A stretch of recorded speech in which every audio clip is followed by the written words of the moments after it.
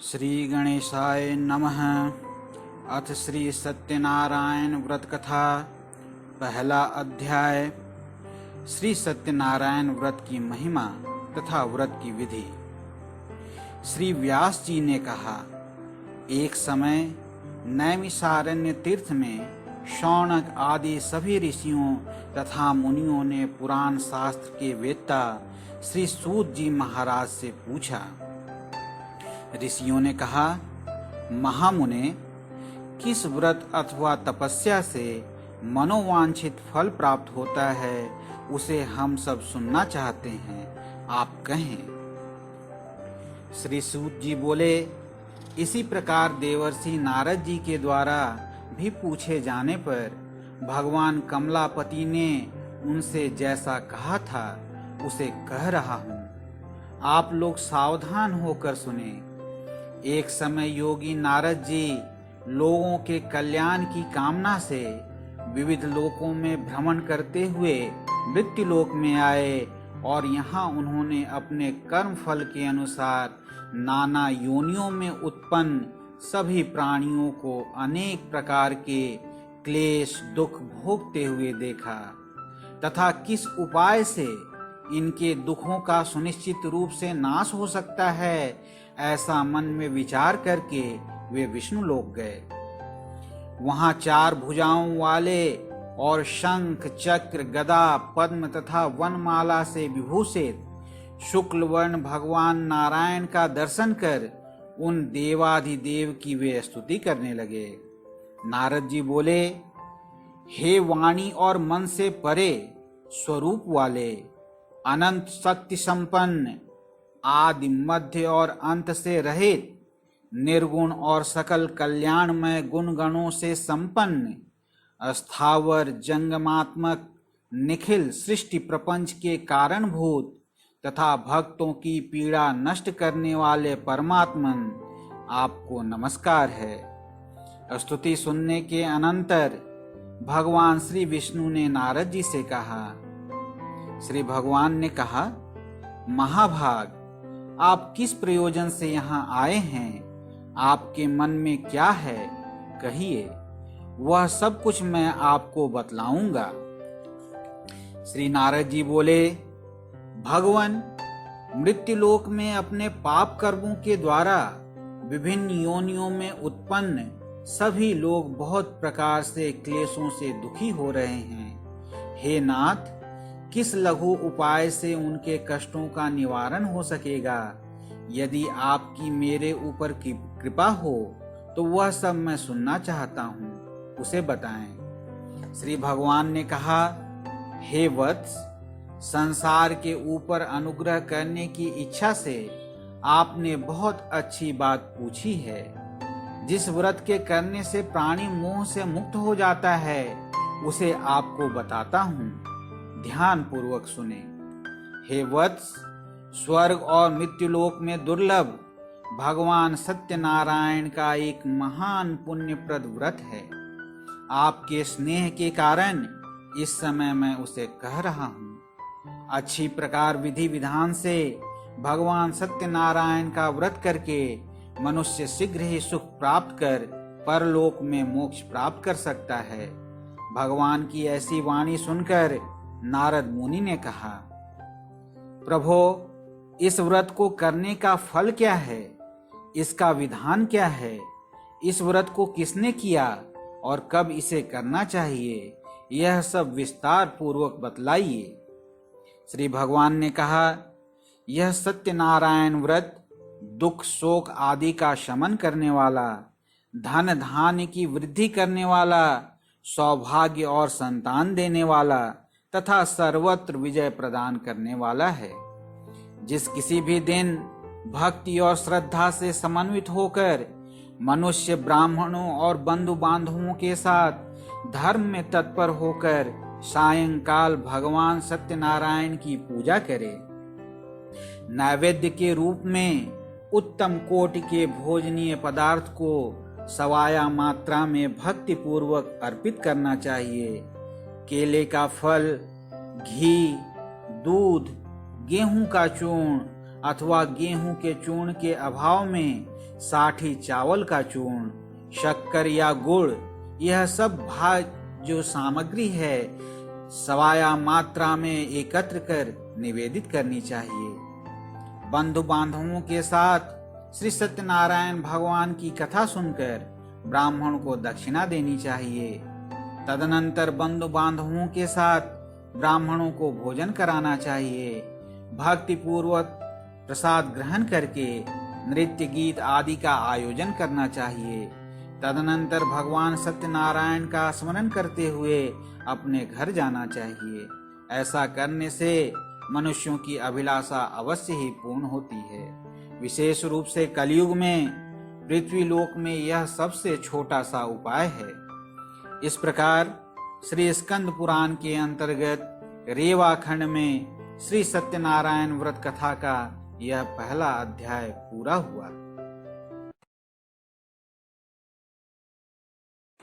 दूसरा अध्याय निर्धन ब्राह्मण तथा काष्ठ क्रेता की कथा। श्री सूत जी बोले, हे द्विजों, अब मैं पुनः पूर्व काल में जिसने इस सत्यनारायण व्रत को किया था उसे भली भांति विस्तार पूर्वक कहूंगा। रमणीय काशी नामक नगर में कोई अत्यंत निर्धन ब्राह्मण रहता था। भूख और प्यास से व्याकुल होकर वह प्रतिदिन पृथ्वी पर भटकता रहता था। ब्राह्मण प्रिय भगवान ने उस दुखी ब्राह्मण को देखकर वृद्ध ब्राह्मण का रूप धारण करके उस द्विज से आदर पूर्वक पूछा, हे विप्र, प्रतिदिन अत्यंत दुखी होकर तुम किस लिए पृथ्वी पर भ्रमण करते रहते हो? हे द्विज श्रेष्ठ, यह सब बतलाओ, मैं सुनना चाहता हूँ। ब्राह्मण बोला, प्रभो, मैं अत्यंत दरिद्र ब्राह्मण हूँ और भिक्षा के लिए ही पृथ्वी पर घूमा करता हूँ। यदि आप कुछ उपाय जानते हो तो कृपा पूर्वक बतलाइए। वृद्ध ब्राह्मण ने कहा, सत्यनारायण भगवान विष्णु अभीष्ट फल को देने वाले हैं। हे विप्र, तुम उनका उत्तम व्रत एवं पूजन करो, जिसे करने से मनुष्य सभी दुखों से मुक्त हो जाता है। और व्रत के विधान को भी ब्राह्मण से यत्न पूर्वक कहकर वृद्ध ब्राह्मण रूपधारी भगवान सत्यनारायण वहीं पर अंतर्धान हो गए। वृद्ध ब्राह्मण ने जैसा कहा है उस व्रत को अच्छी प्रकार से वैसे ही करूंगा, यह सोचते हुए उस ब्राह्मण को रात में नींद नहीं आई। तदनंतर प्रातः काल उठकर सत्यनारायण का व्रत करूंगा, ऐसा संकल्प करके वह ब्राह्मण भिक्षा के लिए चल पड़ा। उस दिन ही ब्राह्मण को भिक्षा में बहुत सा धन प्राप्त हुआ। उसी धन से उसने बंधु बांधवों के साथ भगवान सत्यनारायण का व्रत किया। इस व्रत के प्रभाव से वह श्रेष्ठ ब्राह्मण सभी दुखों से मुक्त होकर समस्त संपत्तियों से संपन्न हो गया। उस दिन से लेकर प्रत्येक महीने उसने यह व्रत किया। इस प्रकार भगवान सत्यनारायण की इस व्रत को करके वह श्रेष्ठ ब्राह्मण सभी पापों से मुक्त हो गया और उसने दुर्लभ मोक्ष पद को प्राप्त किया। हे विप्र, पृथ्वी पर जब भी कोई मनुष्य श्री सत्यनारायण का व्रत करेगा उसी समय उसके समस्त दुख नष्ट हो जाएंगे। हे ब्राह्मणों, इस प्रकार भगवान नारायण ने महात्मा नारद जी से जो कुछ कहा मैंने वह सब आप लोगों से कह दिया। आगे अब और क्या कहूँ? ऋषियों ने कहा, हे मुने, इस पृथ्वी पर उस ब्राह्मण से सुने हुए इस व्रत को किसने किया?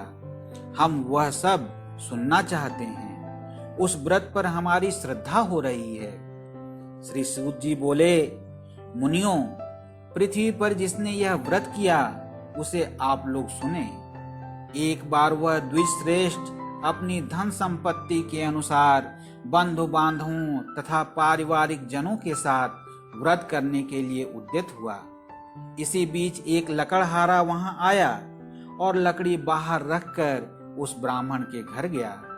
प्यास से व्याकुल वह उस ब्राह्मण को व्रत करता हुआ देख प्रणाम करके उससे बोला, प्रभो, आप यह क्या कर रहे हैं? इसके करने से किस फल की प्राप्ति होती है? विस्तार पूर्वक मुझसे कहिए।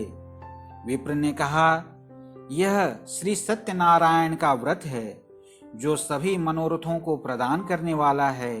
उसी के प्रभाव से मुझे यह सब महान धन धान्य आदि प्राप्त हुआ है। जल पीकर तथा प्रसाद ग्रहण करके वह नगर चला गया। सत्यनारायण देव के लिए मन से ऐसा सोचने लगा कि आज लकड़ी बेचने से जो धन प्राप्त होगा उसी धन से भगवान सत्यनारायण का श्रेष्ठ व्रत करूंगा। इस प्रकार मन से चिंतन करता हुआ लकड़ी को मस्तक पर रखकर उस सुंदर नगर में गया जहां धन संपन्न लोग रहा करते थे। उस दिन उसने लकड़ी का दुगुना मूल्य प्राप्त किया। तदनंतर प्रसन्न हृदय होकर वह पके हुए केले का फल, शर्करा, घी, दूध और गेहूं का चूर्ण सवाया मात्रा में लेकर अपने घर गया। उसके बाद उसने अपने बांधुओं को बुलाकर विधि विधान से भगवान श्री सत्यनारायण का व्रत किया। उस व्रत के प्रभाव से वह धन पुत्र से संपन्न हो गया और इस लोक में अनेक सुखों का उपभोग कर अंत में वैकुंठ लोक चला गया। इस प्रकार श्री स्कंद पुराण के अंतर्गत रेवा खंड में श्री सत्यनारायण व्रत कथा का यह दूसरा अध्याय पूरा हुआ।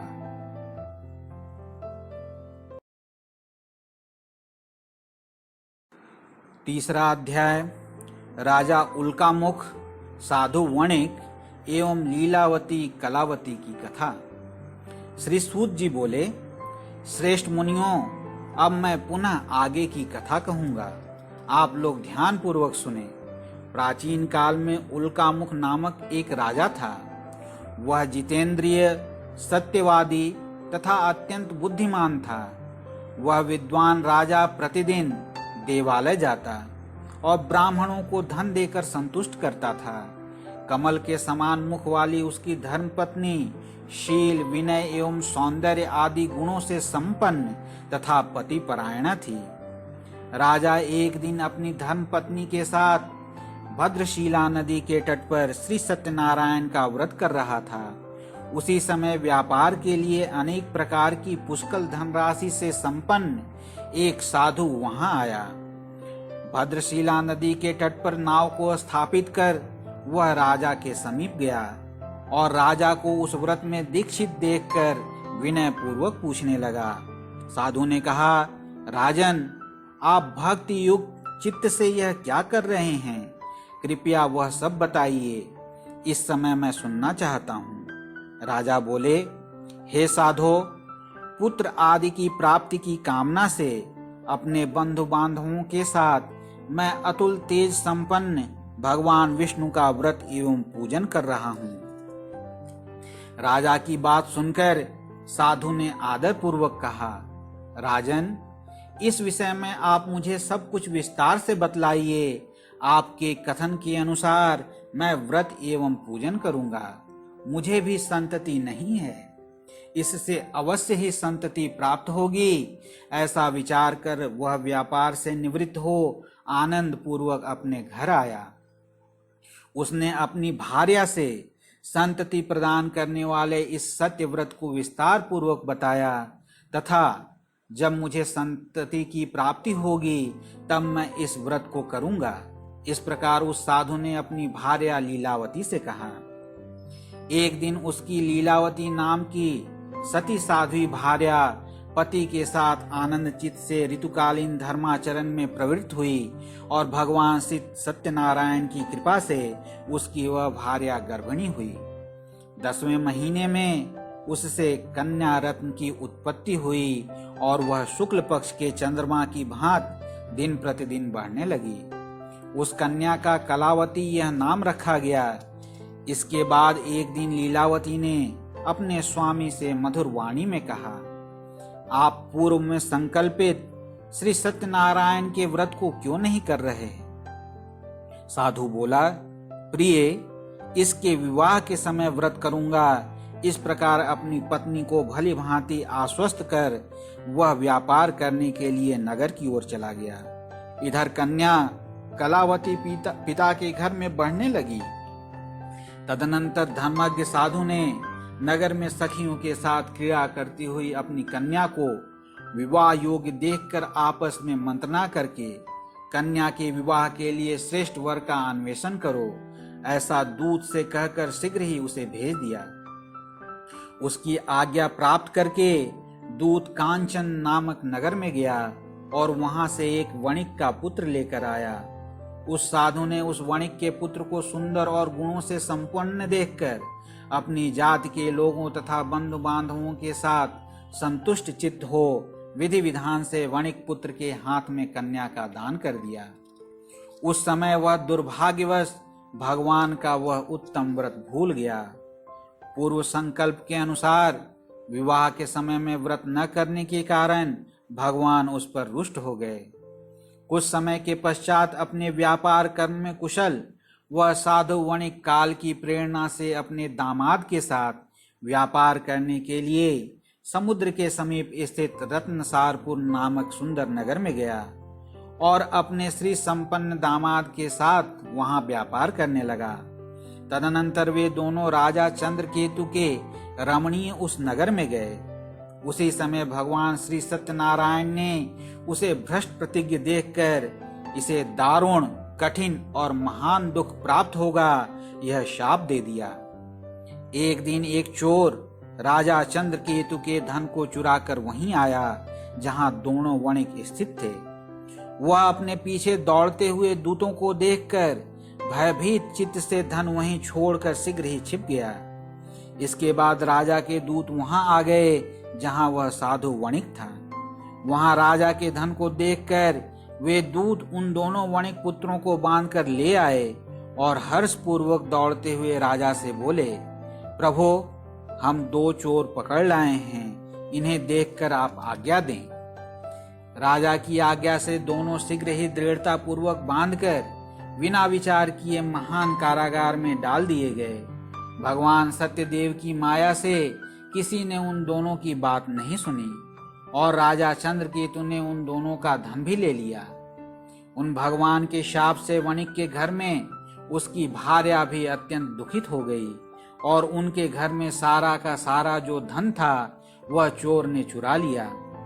वह लीलावती शारीरिक तथा मानसिक पीड़ाओं से युक्त, भूख और प्यास से दुखी हो अन्न की चिंता से दर दर भटकने लगी।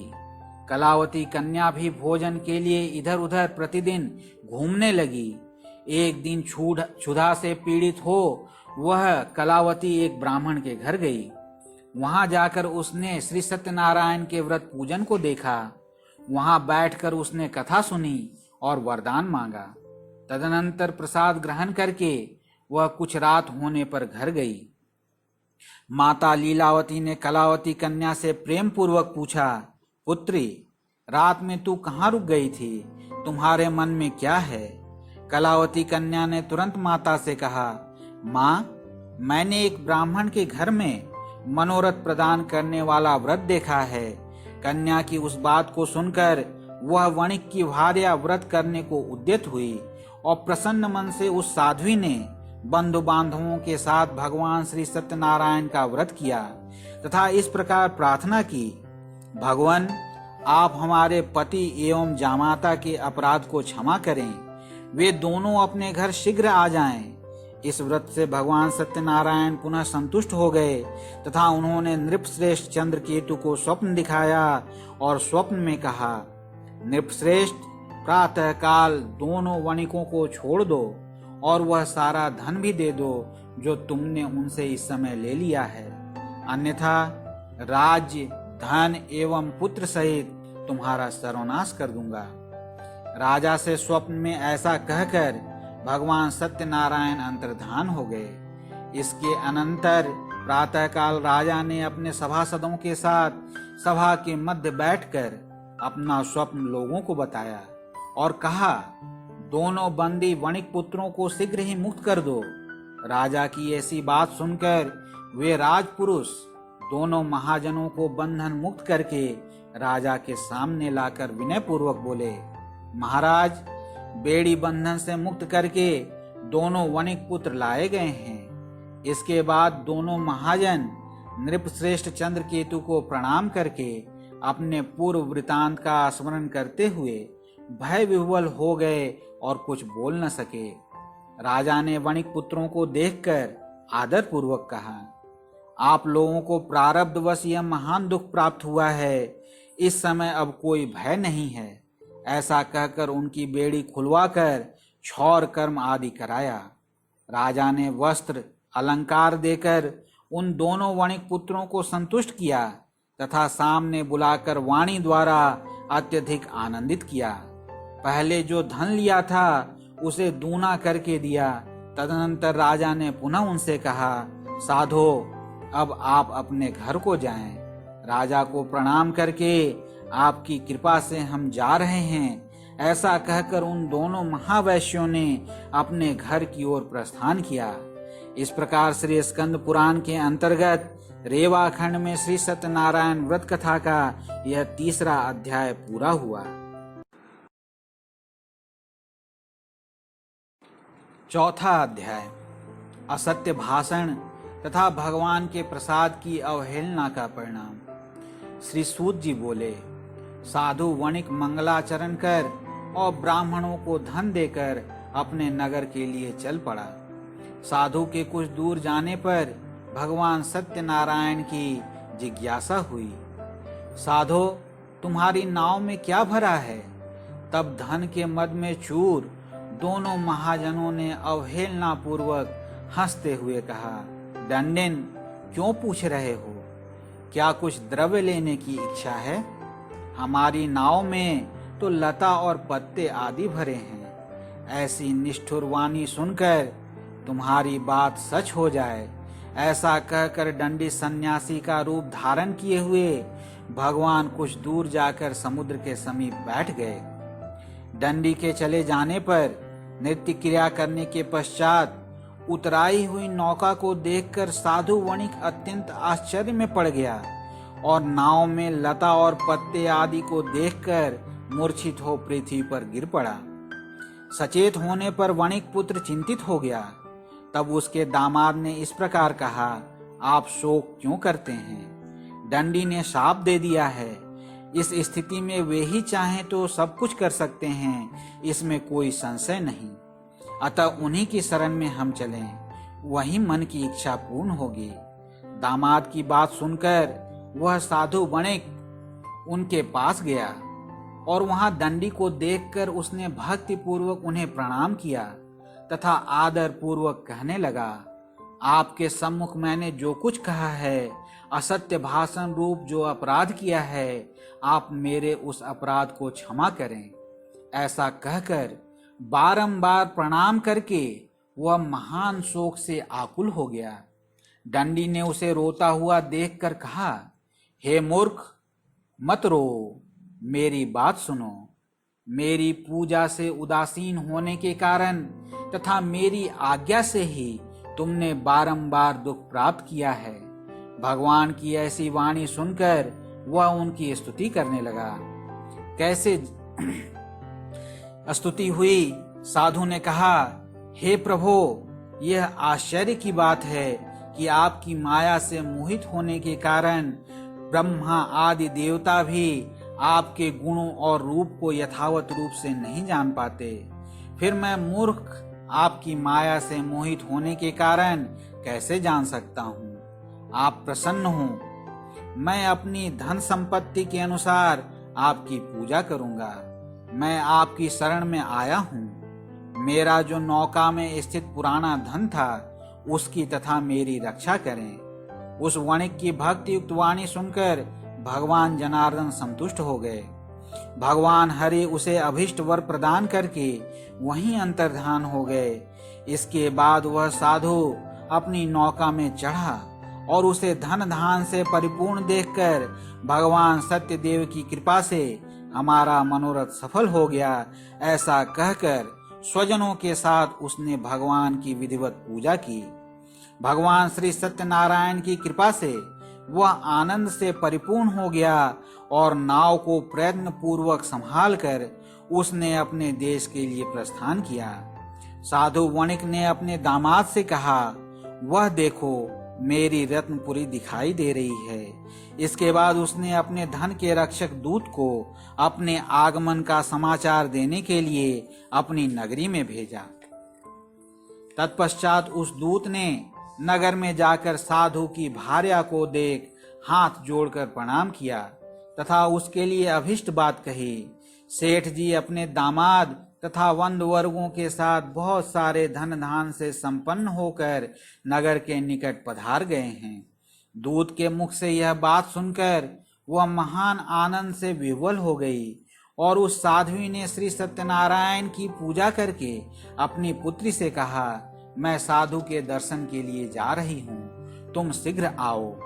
माता का ऐसा वचन सुनकर व्रत को समाप्त करके प्रसाद का परित्याग कर वह कलावती भी अपने पति का दर्शन करने के लिए चल पड़ी। इससे भगवान सत्यनारायण रुष्ट हो गए और उन्होंने उसके पति को तथा नौका को धन के साथ हरण करके जल में डुबो दिया। इसके बाद कलावती कन्या अपने पति को न देख महान शोक से रुदन करती हुई पृथ्वी पर गिर पड़ी। नाव का अदर्शन तथा कन्या को अत्यंत दुखी देख भयभीत मन से साधु वणिक ने सोचा, यह क्या आश्चर्य हो गया। नाव का संचालन करने वाले भी सभी चिंतित हो गए। तदनंतर वह लीलावती भी कन्या को देखकर विह्वल हो गई और अत्यंत दुख से विलाप करती हुई अपने पति से इस प्रकार बोली, अभी अभी नौका के साथ वह दामाद कैसे अलक्षित हो गया। न जाने किस देवता की उपेक्षा से वह नौका हरण कर ली गई, अथवा श्री सत्यनारायण का महात्म्य कौन जान सकता है। ऐसा कहकर वह स्वजनों के साथ विलाप करने लगी और कलावती कन्या को गोद में लेकर रोने लगी। कलावती कन्या भी अपने पति के नष्ट हो जाने पर दुखी हो गई और पति की पादुका लेकर उनका अनुगमन करने के लिए उसने मन में निश्चय किया। कन्या के इस प्रकार के आचरण को देख भार्या सहित वह धर्मज्ञ साधु वणिक अत्यंत शोक संतप्त हो गया और सोचने लगा, या तो भगवान सत्यनारायण ने यह अपहरण किया है अथवा हम सभी भगवान सत्यदेव की माया से मोहित हो गए हैं। अपनी धन शक्ति के अनुसार मैं भगवान सत्यनारायण की पूजा करूंगा। सभी को बुलाकर इस प्रकार कहकर उसने अपने मन की इच्छा प्रकट की और बारंबार भगवान सत्यदेव को दंडवत प्रणाम किया। इससे दीनों के परिपालक भगवान सत्यदेव प्रसन्न हो गए। भक्त वत्सल भगवान ने कृपा पूर्वक कहा, तुम्हारी कन्या प्रसाद छोड़कर अपने पति को देखने चली आई है। निश्चय ही इसी कारण उसका पति अदृश्य हो गया है। यदि घर जाकर प्रसाद ग्रहण करके वह पुनः आए तो हे साधो, तुम्हारी पुत्री पति को प्राप्त करेगी, इसमें संशय नहीं। कन्या कलावती भी आकाश मंडल से ऐसी वाणी सुनकर शीघ्र ही घर को गई और उसने प्रसाद ग्रहण किया। पुनः आकर स्वजनों तथा अपने पति को देखा। तब कलावती कन्या ने अपने पिता से कहा, अब तो घर चलें, विलंब क्यों कर रहे हैं। कन्या की वह बात सुनकर वणिक पुत्र संतुष्ट हो गया और विधि विधान से भगवान सत्यनारायण का पूजन करके धन तथा बंधु बांधवों के साथ अपने घर को गया। तदनंतर पूर्णिमा तथा संक्रांति पर्वों पर भगवान सत्यनारायण का पूजन करते हुए इस लोक में सुख भोग कर अंत में वह सत्यपुर वैकुंठ लोक में चला गया। इस प्रकार श्री स्कंद पुराण के अंतर्गत रेवा खंड में श्री सत्यनारायण व्रत कथा का यह चौथा अध्याय पूरा हुआ। पांचवा अध्याय राजा तुंगध्वज और गोप गणों की कथा। श्री सूत जी बोले, श्रेष्ठ मुनियों, अब इसके बाद मैं दूसरी कथा कहूंगा, आप लोग सुने। अपनी प्रजा का पालन करने में तत्पर तुंगध्वज नामक एक राजा था। उसने सत्यदेव के प्रसाद का परित्याग करके दुख प्राप्त किया। एक बार वह वन में जाकर और वहां बहुत से पशुओं को मारकर वट वृक्ष के नीचे आया। वहां उसने देखा कि गोपगण बंधु बांधवों के साथ संतुष्ट होकर भक्ति पूर्वक भगवान सत्यदेव की पूजा कर रहे हैं। राजा यह देखकर भी अहंकारवश न तो वहां गया और न उसने भगवान सत्यनारायण को प्रणाम ही किया। इसके बाद पूजन के अनंतर सभी गोपगण भगवान का प्रसाद राजा के समीप रखकर वहां से लौट आए और इच्छा अनुसार उन सभी ने भगवान का प्रसाद ग्रहण किया। इधर राजा को प्रसाद का परित्याग करने से बहुत दुख हुआ। उसका संपूर्ण धन धान एवं सभी 100 पुत्र नष्ट हो गए। राजा ने मन में यह निश्चय किया कि अवश्य ही भगवान सत्यनारायण ने हमारा नाश कर दिया है, इसलिए मुझे वहीं जाना चाहिए जहां श्री सत्यनारायण का पूजन हो रहा था। ऐसा मन में निश्चय करके वह राजा गोप गणों के समीप गया और उसने गोप गणों के साथ भक्ति श्रद्धा से युक्त होकर विधि पूर्वक भगवान सत्यदेव की पूजा की। भगवान सत्यदेव की कृपा से वह पुनः धन और पुत्रों से संपन्न हो गया तथा इस लोक में सभी सुखों का उपभोग कर अंत में वैकुंठ लोक को प्राप्त हुआ। श्री सूत जी कहते हैं, जो व्यक्ति इस परम दुर्लभ श्री सत्यनारायण के व्रत को करता है और पुण्यमयी तथा फल प्रदायिनी भगवान की कथा को भक्ति युक्त होकर सुनता है, उसे भगवान सत्यनारायण की कृपा से धन धान आदि की प्राप्ति होती है। दरिद्र धनवान हो जाता है, बंधन में पड़ा हुआ बंधन से मुक्त हो जाता है, डरा हुआ व्यक्ति भय से मुक्त हो जाता है। यह सत्य बात है, इसमें संशय नहीं। इस लोक में वह सभी इप्सित फलों का भोग प्राप्त करके अंत में वैकुंठ लोक को जाता है। हे ब्राह्मणों, इस प्रकार मैंने आप लोगों से भगवान सत्यनारायण के व्रत को कहा, जिसे करके मनुष्य सभी दुखों से मुक्त हो जाता है। कलयुग में तो भगवान सत्यदेव की पूजा विशेष फल प्रदान करने वाली है। भगवान विष्णु को ही कुछ लोग काल, कुछ लोग सत्य, कोई ईश, कोई सत्यदेव तथा दूसरे लोग सत्यनारायण नाम से कहेंगे। अनेक रूप धारण करके भगवान सत्यनारायण सभी का मनोरथ सिद्ध करते हैं। कलयुग में सनातन भगवान विष्णु ही सत्यव्रत रूप धारण करके सभी का मनोरथ पूर्ण करने वाले होंगे।